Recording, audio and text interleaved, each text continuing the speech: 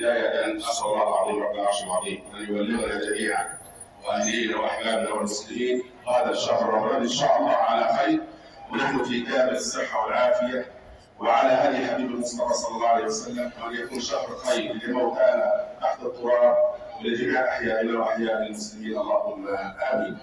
بداية نستمع ونشرف آذاننا للقرآن الكريم من محفظ القرآن في الحرم النبوي الشريف، وهذا تشريف وتكريم لهذا الرجل الكفاءة والله ينفع به. نستمع إلى القرآن وإلى الكلمة من الشيخ الفاضل الدكتور محمد شفيق، فلننصت جميعا.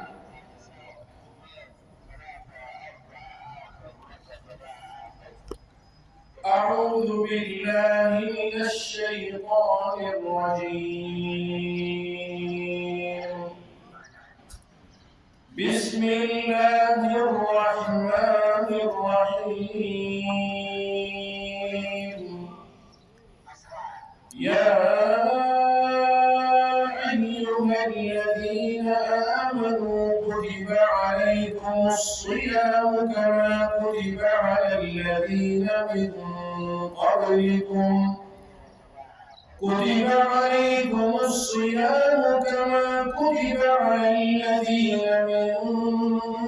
قبلكم لعلكم تتقون.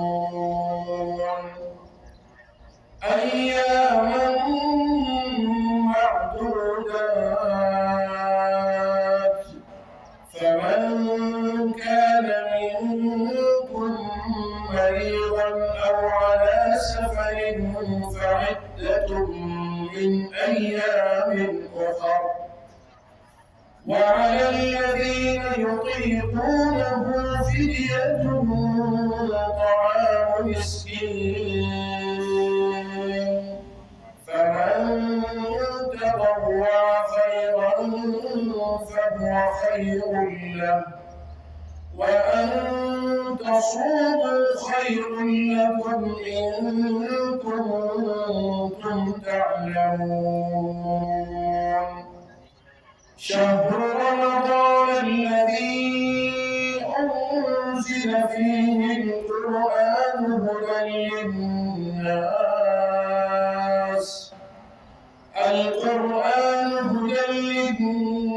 وبينات من الهدى والفرقان، فمن شهد منكم الشهر فليصم، ومن كان مريضا أو على سفر فعدة من أيام أخر.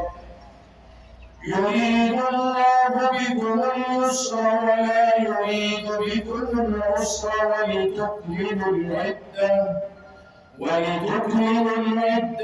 ولتكبروا الله على ما هداكم ولعلكم تشكرون. وإذا سألك عبادي عني فإني قريب أجيب دعوة الداع إذا دعاني فليستجيبوا لي وليؤمنوا بي لعلهم يرشدون.